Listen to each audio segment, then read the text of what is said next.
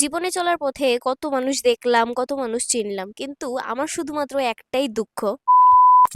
Hello everyone, welcome back to my new blog. আজকের সকালটা শুরু হইতেছে একটু অন্যরকম ভাবে। সকাল বাজতেছে এখন 6:30। সূর্যি মামা কিন্তু পুরোপুরি ঘুম থেকে উঠছে না, কিন্তু আমি উঠতে গেছি ঘুম থেকে তাড়াতাড়ি। আর এত সকালবেলা ঘুম থেকে উঠতে সেটা এখানে রান্না বান্না চলতেছে। আজকে যে এত পরিমাণ পরিশ্রান্ত হয়ে যাবো, সকালবেলা ঘুম থেকে ওঠার সময় একদমই বুঝছি না। আমার রান্না বাড়া সারতে সারতে সূর্যি মামা কিন্তু পুরোপুরি উঠে গেছে। আর এইদিকে এখনো জোর কদমে চলতেছে আমার রান্না বান্না। এদিকে খালি ডালটা কমপ্লিট হইলো, আর এখন তরকারি রান্না করবো। আর কিচ্ছু ভাইবা পাইতেছিলাম না যে কি রান্না করবো। এটা যেমন একটা নিত্যদিনের সমস্যা হয়ে গেছে যে রোজ রোজ কি রান্না করবো কি খামু, যেমন কিচ্ছুই ভালো লাগে না। কার কার সঙ্গে এমন হয়। ঘরে আসিল বাঁধাকপি আর ওই সঙ্গে আসিল টুকটাক সবজি, তো ভাবলাম যে চলো এটা দিয়ে কিছু একটা বানাই নি। যাই হোক, কোনো আনহেলদি ফুড তো বানাইতেছি না, ভেজিটেবলস দিয়ে হেলদি ফুডই বানাইমু। আজকে না রান্না করতে করতে আমি আমার মারে খুব মিস করতেছিলাম। আর আজকে যদি মা বাচ্চা থাকতো তইলে হয়তো আমার কাছে আয়া অনেকদিন থাকতো আর আমার ভালো ভালো জিনিস রান্না বাড়া করে খাওয়াইতো।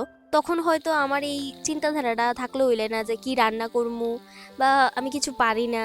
চলো যাই হোক, এইসব কথা কইয়া লাভ নাই, যেটা গেছে গা এটা চিন্তা কইরাও আমি মনে করি কিছু হইতো না। কিন্তু হঠাৎ হঠাৎ এমন মানে একটা ফিল হয় যে ঠাকুর এত কষ্ট করে আমারে দেয়। হঠাৎ হঠাৎ আমি অনেক ভাঙ্গা পড়ি, মানে কি কমু আমি কিছু কইতে পারি না। হয়তো ঠাকুর আমার লেগে অন্য আরো ভালো একটা কিছু রাখছে, যার লেগে এখন আমার এত কষ্ট দিতেছে। কথা কইতে কইতে কিন্তু তোমরা সাথে আমার রান্না বাড়া এখানে কমপ্লিট। আর আমি কিন্তু রেডি হয়ে 8:30টার সময় বাইরে হয়ে গেছি ম্যামের বাড়িতে যাবার লেগে। আর